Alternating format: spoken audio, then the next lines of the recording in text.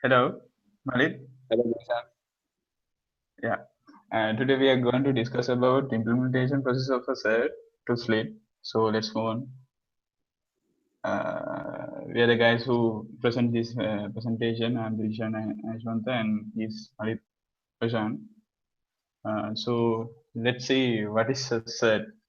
Uh, CERT is a computer emergency response teams who handle computer security incidents.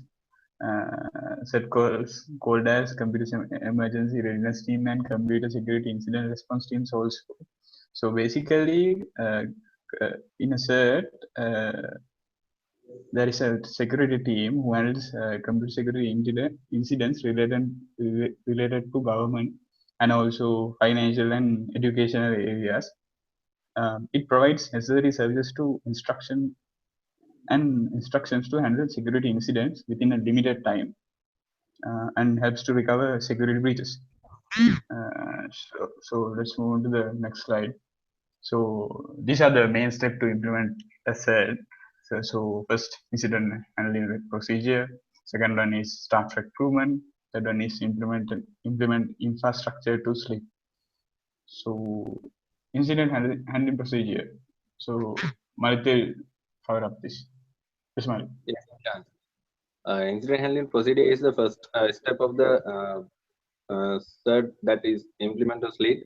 Incident handling involves the receiving and response to the requests and the reports and analyzing incident and events. Incident handling procedure and the response procedure is mainly three stages. First one is receiving information, the second one is incident verification, and the last one is actions. Dishan, Yeah. So there are three phases. So receiving information is the first phase. So in receiving information, uh, they receive information through several channels, mostly emails, but also telephone and fax. One of the said staff member fills the reporting form, which is used to gather all necessary information about the information in order to take suitable action in a limited time. So in this phase, basically, it's doing information gathering. So from from a client place, they report a particular incident. So, a member of a CERT team will note it down. And the second phase is the incident verification stage. This in this stage, it is very important stage. So we have to identify whether this particular incident is coming from an authorized party. So it examines the incident authenticity and the relevance of the reported incident, and it is classified. Then it classified. It checks about the incident originator, whether that particular information is coming from a trustworthy and the authorized client. So, Marit, yes, Dishan. The last uh, stage is the action. In this level, it contains a circle of steps that are repeatedly applied until the incident is finally solved and the all involved parties have all necessary information. Following steps are repeatedly applied. First one is requirement gathering. Second one is data analysis. Third one is technical assistance, and fourth one is coordination, and the last one is test and debugging. Next slide, Dishan. yeah. So these are some several incident types that are occurred, that are mostly occurred in according to the some several security threats. So as you can see, abuse contents, example spams, and also malicious code, virus reinforces, information gathering through some social engineering attacks, sniffing, intrusions, account and application compromise, availability in DDoS attacks, information security, which is compromise some unauthorized access, and also frauds, unauthorized resource access. So these are the general and mostly common incidents types that are occurred in a particular organization, and also some incident that are covering up through a CERT. So let's move on to the staff recruitment. Malik will describe. Yeah, Malik. Yes, Ishan. Next step is the staff recruitment. In staff recruitment, accessibility of skilled experts in permanently or ad hoc basis defines its performance, accuracy, and the reliability of the services to the clients. When developing the team for CERT is it is vital the team include general manager, accountant, legal consultant, communication consultant, technical team, and the researchers.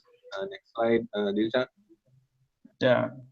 So let's see what are the qualifications that have to be a member in a technical team in a cell. So basically, you have to good knowledge in technical side. So as technical competencies, he should have broad knowledge in internet and protocols, in TCP IP, and also good knowledge in Linux system and also the Windows system, and also the excellent knowledge in network infrastructure equipment like routers, switches, access points, DNS, and proxies, and also knowledge in risk assessment and practical implementation.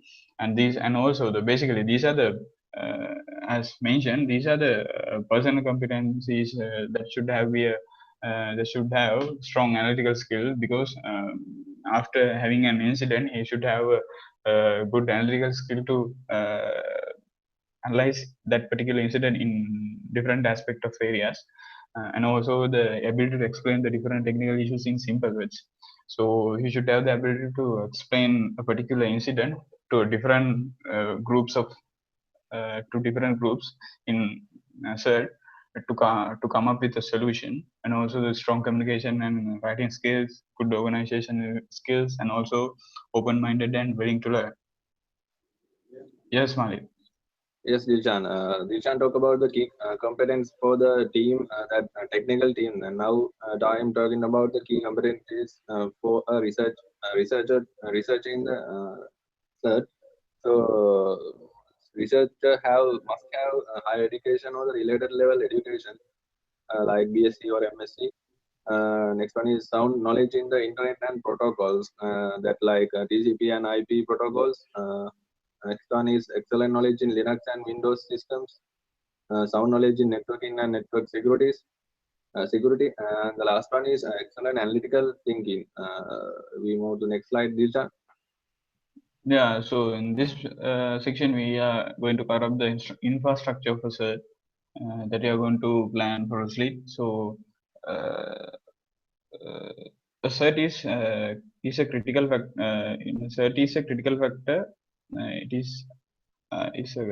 handles most critical information in different organizations. So they should have a proper mechanism to ensure those information confidentiality and integrity. So CERT is highly recommended to ensure about the confidentiality and integrity of the information. So these are the necessary steps that should we have to enhance those confidentiality and integrity. So let's move on. Handling all the procedures according to the broad approved security policy. So basically, all the infrastructure should be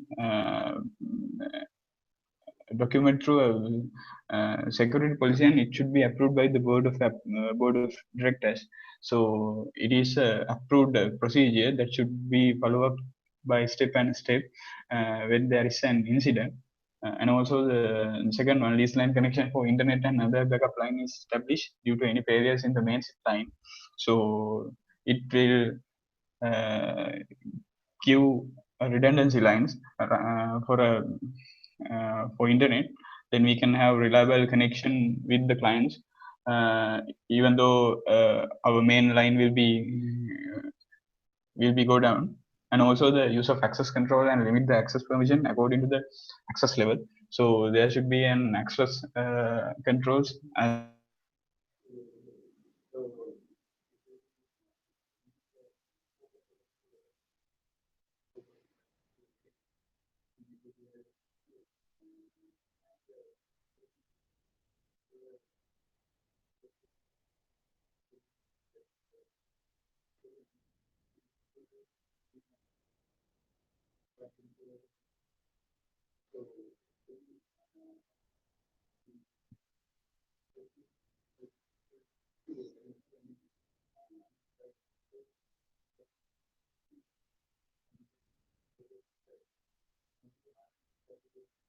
which is used inside the set. So before, by default, there are the application settings and also the hardware settings are much not much secure. There are some patches, so we have to give a concern about those and implement those patches. Implement those vulnerabilities without we have to come up avoid those vulnerabilities, and also maintain the separate VPN connection for remote login from the outside of the set premises.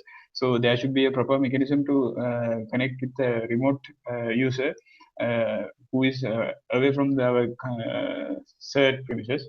So VPN is a much more secure connection for remote login. So there should be a proper configuration settings for a VPN connection, and also the whole system are protected from the latest update license antivirus guards. So it may be helpful to protect from some spamwares, virus, trojans, and spywares. So these are the basics steps that should be have to be implemented in infrastructure for CERT. Next slide. Yes, Yes. Ishan. These are the use of necessary tools that are used in the incident handling procedures. For the malware analysis, we use VirtualBox and VMware and the IDS and or IDS or IPS, that is in malware analysis. Next one is computer forensics. We use driver blocker and the NKS. In network forensics, we use Whois and Dig, Wireshark, and NFSen. So in email or message encryption, we use GNU-PG, and the other one is PGP. So in incident handling tools, we use RTIR. The last one is information checking tools. We use website watchers and watch that web page. So Dijan. Yeah. So this is the end of our presentation. Thank you very much.